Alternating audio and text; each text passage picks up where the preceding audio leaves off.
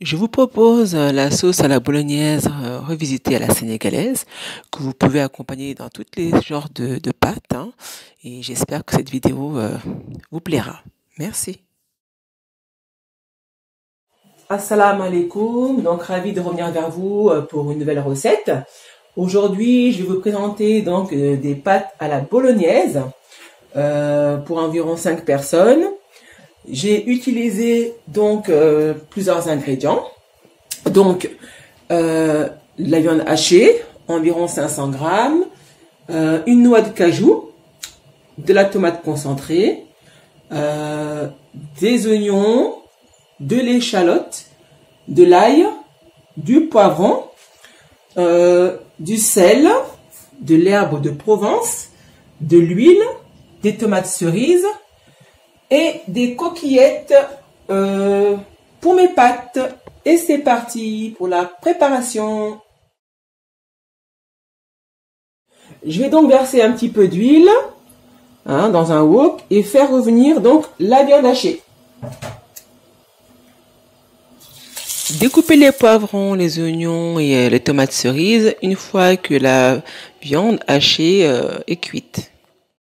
J'ai donc plongé l'ensemble des ingrédients et laissé cuire à feu doux, et je rajouterai ensuite la sauce tomate et pendant ce temps-là, je vais faire cuire mes pâtes. Je vais donc vérifier l'aspect de la cuisson. En principe, quand on voit que les tomates cerises commencent à s'écraser comme ça, on baisse le feu.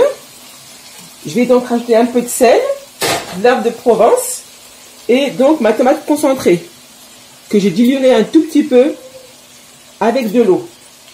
Et ensuite, on laissera mijoter environ 10 minutes. J'ai donc rajouté des gousses d'ail une fois que la sauce est quasi prête pour relever le goût. Donc, une fois avoir dilué la sauce tomate, voilà l'aspect que ça donne. J'ai mis donc l'équivalent d'une cuillère à soupe de tomate concentrée. Et j'ai remué légèrement dans la cuisson. Et on va attendre environ, comme j'ai dit tout à l'heure, 10 minutes. Ça sent super bon. Ouh là là là là là là. L'ail, le laurier, là, tout ça, là, ça rentre vraiment dans mes narines, là. Donc, la vapeur que vous voyez, là, c'est juste tout simplement la cuisson. Donc, à ce stade-là, ma sauce bolognaise est prête.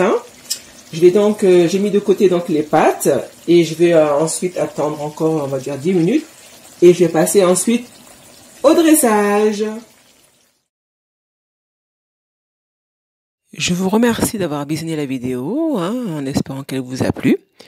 Et à bientôt pour une nouvelle recette.